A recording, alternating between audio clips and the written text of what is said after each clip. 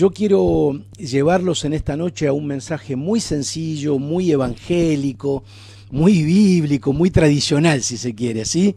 Pero que es un mensaje que tiene pertinencia en el contexto de pandemia que estamos viviendo.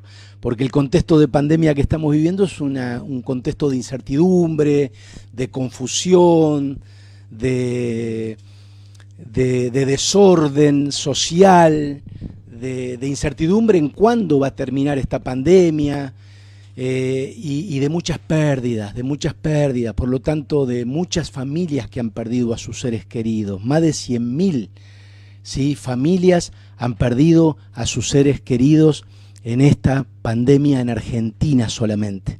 Imagínense cuántas familias que están sufriendo el síndrome de la ausencia de su ser querido.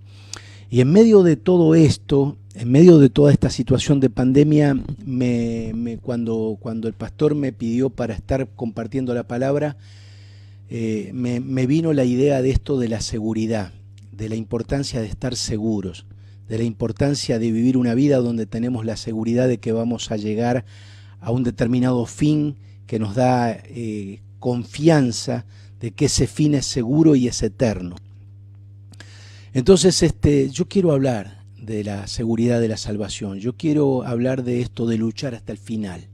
Yo quiero hablar de esto de que podemos perseverar en aquello que es lo más importante en la vida, que es alcanzar la vida eterna. Muy poco predicada, si se quiere, aunque es un mensaje central en el Nuevo Testamento. Por esto de hablar tanto del aquí y del ahora, nos olvidamos y perdemos la perspectiva de eternidad. Miren, el jueves pasado, y ya voy al texto bíblico, partió en un hospital en Estados Unidos un pastor argentino de los máximos referentes de la iglesia evangélica, el pastor Rubén Proietti. En horas de la mañana, después de pasar una noche donde su presión comenzó a bajar y a disminuir, poco a poco el Señor lo llevó a su presencia. Los medios de comunicación masivos, los medios gráficos hicieron ecos, en las redes sociales todos expresaron algo para sentir la partida ahora de una persona tan querida en el pueblo evangélico. ¿Qué pasó con Rubén, por quien oramos todos los días mientras estaba internado?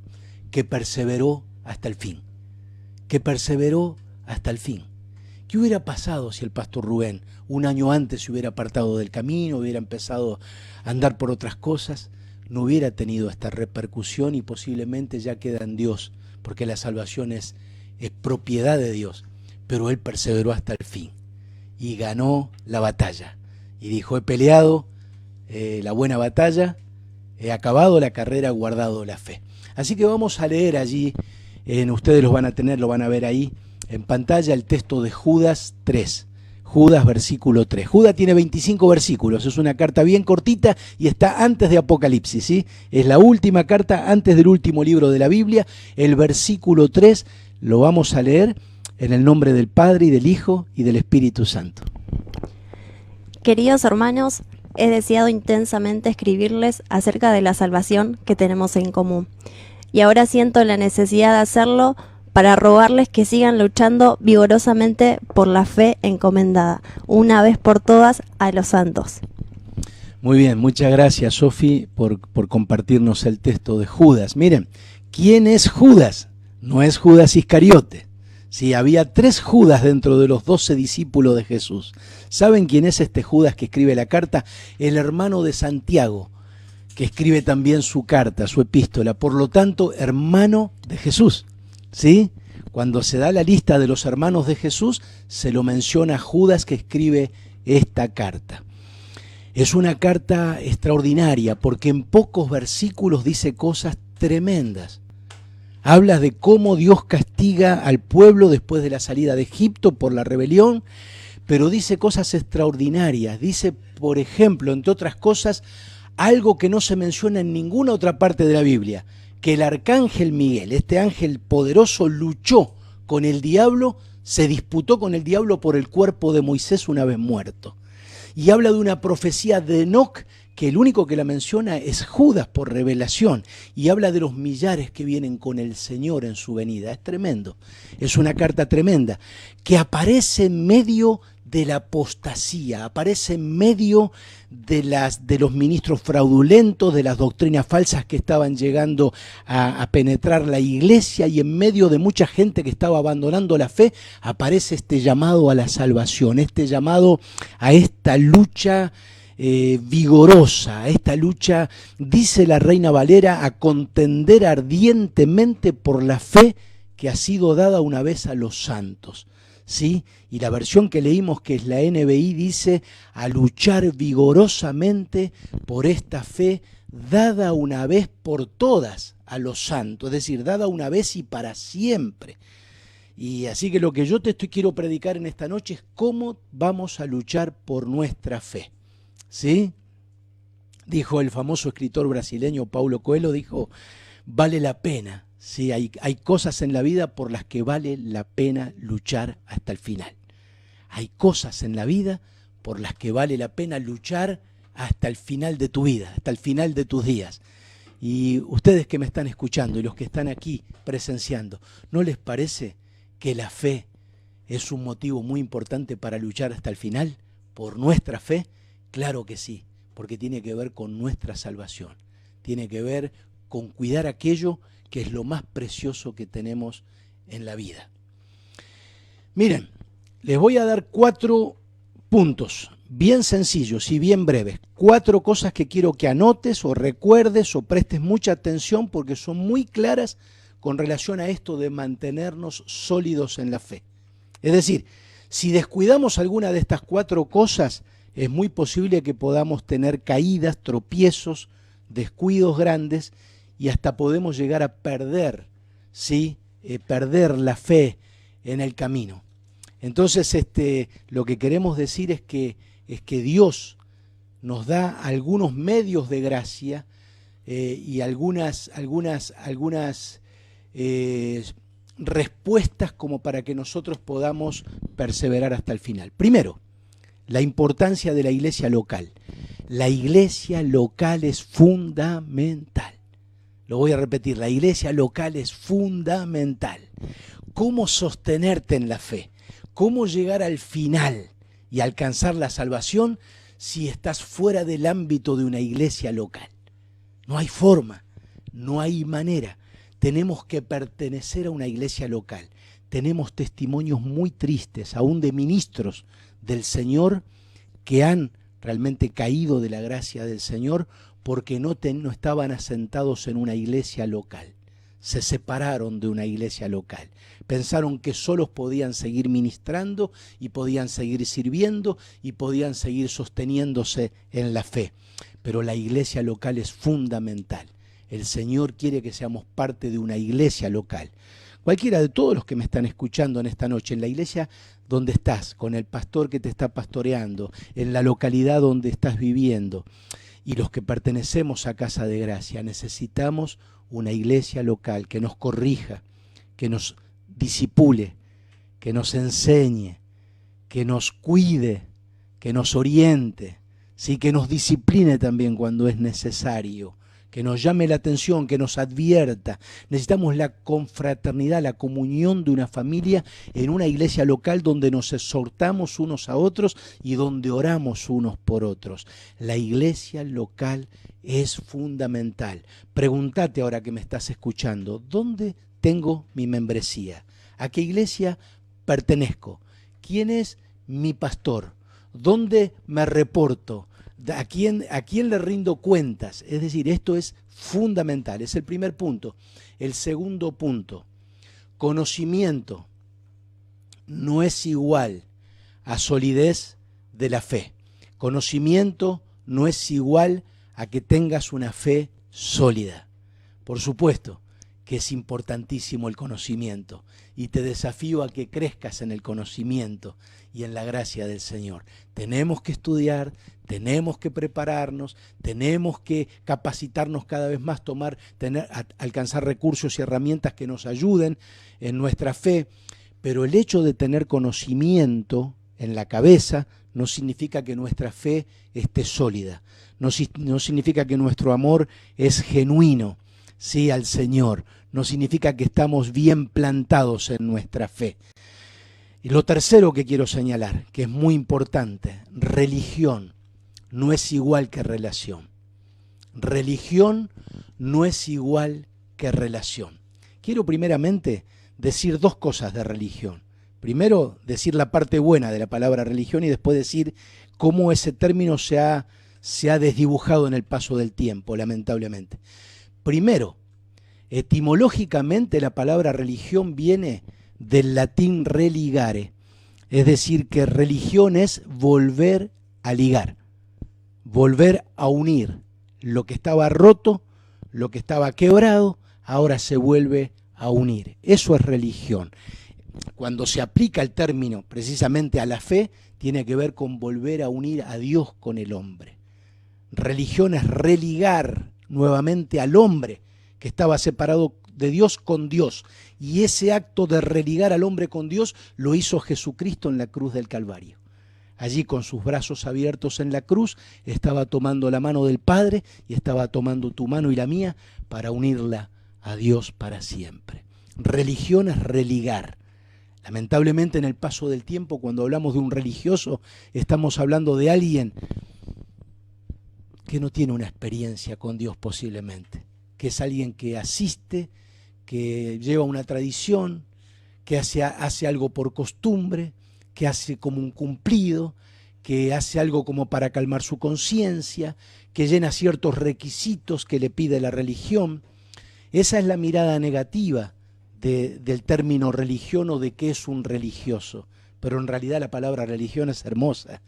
Y en el sentido etimológico de la palabra me siento muy bien de ser religioso, porque soy alguien que fui ligado nuevamente con Dios por la obra de Cristo. Entonces, cuando decimos que religión no es igual que relación, estamos diciendo que no alcanza con la religión como una práctica para llenar un requisito o como alguien que está llevando adelante o haciendo algo por tradición, porque lo hizo papá, porque hizo el abuelo, porque por tradición somos evangélicos, por tradición somos cristianos. No, es necesaria la experiencia, es necesaria la relación. Es necesario el encuentro con Dios, es necesario tener una vivencia del poder de Dios, es necesario, al igual que el ciego, decir, miren, ustedes me están llenando de preguntas, yo lo único que les puedo decir es que alguien vino, me tocó, yo antes no veía y ahora veo, alguien hizo un milagro en mi vida. Yo no veía y ese hombre que va allá me tocó y ahora veo, porque lo indagaban, ¿cómo fue? ¿Qué te pasó? Como que los reporteaban todos, los fariseos, todos querían saber qué fue lo que pasó y él lo único que sabía es que alguien le devolvió la vista. Eso es relación, que tenés un encuentro con Dios. Por eso nuestros hijos, nuestros jóvenes, nuestros niños que crecen en la iglesia de chiquitos, está muy bien, porque están viendo a papá y a mamá que están en la iglesia, que les enseñan el camino del Señor, pero tendrán que tener su propia experiencia, su experiencia personal, porque eso es la fe evangélica y fundamentalmente eso es la identidad pentecostal, es una experiencia con Dios, ¿sí? Una experiencia con Dios. Y el cuarto y el último punto, después los voy a repasar los cuatro por si estás tomando nota. El cuarto punto es perseverar hasta el fin, perseverar hasta el final, perseverar hasta que termine la carrera, perseverar, perseverar, ¿sí? No bajar la guardia, no darse por vencido. ¿Se entiende lo que estamos diciendo? Sino mantenerse siempre corriendo. Miren, la carrera no termina hasta que termina. La carrera no termina hasta que termina. Así que nosotros todavía estamos corriendo. Todavía no terminamos la carrera. El pastor Rubén Proietti ya terminó la carrera y ya está en los brazos del Señor, porque la palabra dice ausentes del cuerpo, presentes al Señor. Él ya terminó la carrera, nosotros estamos en carrera. Los que se fueron antes se nos anticiparon en la carrera, llegaron antes a la presencia de Dios para estar para siempre con el Señor.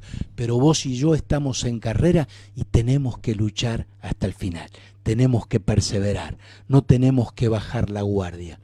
Hay momentos en la vida donde nos sentimos abatidos. Hay momentos en la vida donde queremos bajar la guardia literalmente. Hay momentos en que decimos que no damos más.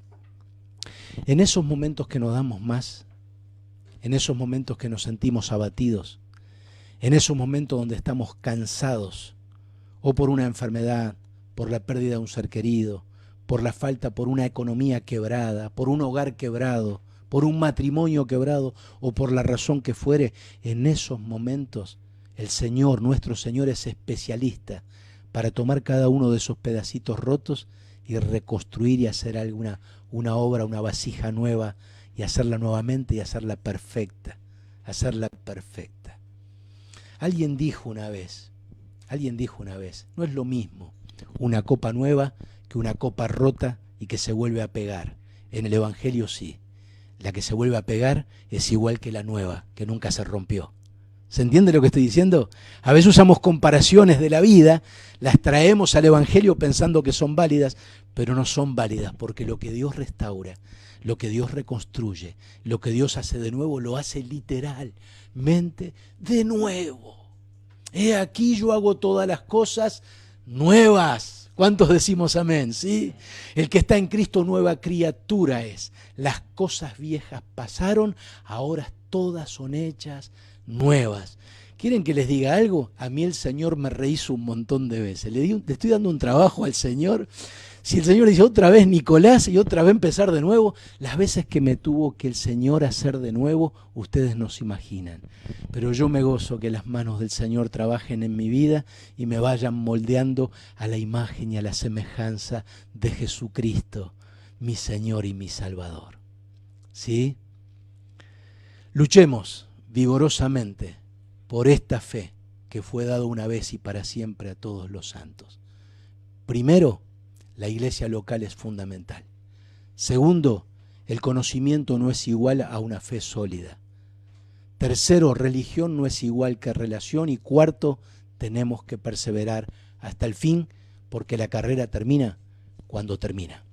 Padre, en esta noche levanto mi mano, Señor, para bendecir a todos los que están escuchando este mensaje, a los que están conectados y a los que están presentes aquí.